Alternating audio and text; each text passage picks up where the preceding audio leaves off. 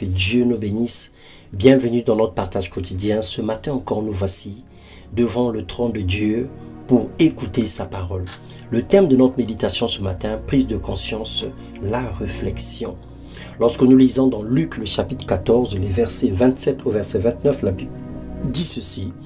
Car lequel de vous, lorsqu'il veut bâtir une tour, ne s'assied d'abord pour calculer la dépense et voir s'il a de quoi la terminer, de peur qu'après avoir posé les fondements, il ne puisse l'achever et que tous ceux qui le verront ne se mettent à le railler ou à se moquer de lui.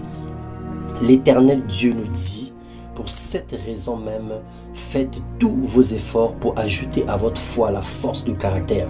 À la force de caractère, la connaissance. À la connaissance, la maîtrise de soi. À la maîtrise de soi, l'endurance dans l'épreuve. À l'endurance, l'attachement à Dieu. Cette raison évoque le don de la grâce que Dieu nous a accordée pour avoir la capacité de fuir les convoitises de ce monde, pour avoir la capacité de faire des bons choix. Nous ne pouvons pas nous contenter de dire que nous avons la foi si la réflexion ne s'invite pas dans nos décisions. Proverbe 2, le verset 9 à 12, la Bible dit ceci. Alors tu apprendras à discerner ce qui est juste, droit et équitable, et à reconnaître tous les sentiers du bien. Alors la sagesse pénétrera dans ton cœur, et la connaissance fera tes délices. La réflexion sera ta sauvegarde, et l'intelligence veillera sur toi, pour te préserver de la mauvaise voie et des hommes qui tiennent des propos fourbes.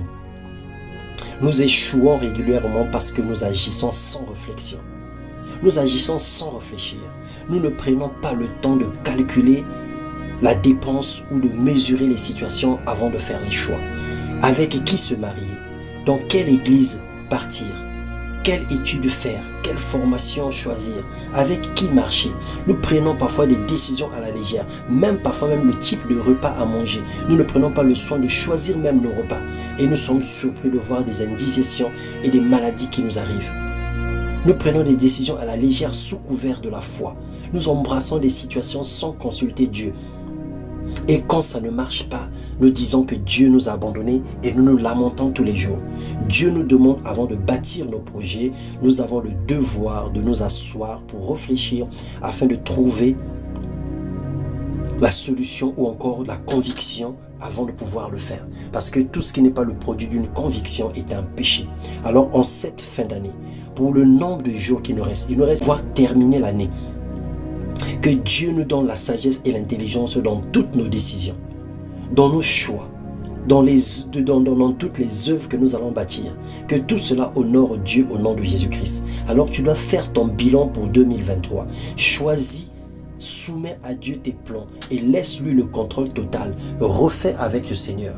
Là où tu as échoué, là où tu n'as pas pu sauter, là où tu es tombé, alors reviens au pied du Seigneur.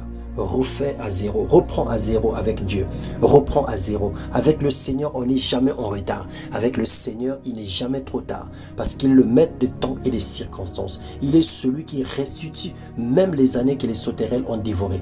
Tout ce que tu n'as pas pu avoir dans les 10 années passées, dans les 5 années passées, le Seigneur peut te le donner en 10 jours. Le Seigneur peut te le donner en 5 jours. Le Seigneur peut te le donner en 5 mois. Le Seigneur peut te le donner en 10 mois. Dieu est fidèle et juste. Il a la capacité de restaurer tes finances, de restaurer ton foyer et de te bénir au-delà de ce que tu entends, de ce que tu peux imaginer. Alors fais confiance à l'Éternel. Invite la réflexion dans tes choix. Invite la réflexion dans tes décisions. Invite la réflexion dans ta vie chrétienne et spirituelle. Laisse le Seigneur le contrôle total de ta vie. Que Dieu te bénisse et te comble de son amour. Rentre dans ta saison de gloire. Rentre dans la saison de la sémence et demande à Dieu de te livrer, d'ôter tout le mal qui gravite autour de ta vie, afin que tu jouisses complètement de ton appel. Que Dieu te bénisse et te fasse du bien en cette saison, dans le nom de Jésus-Christ. Amen.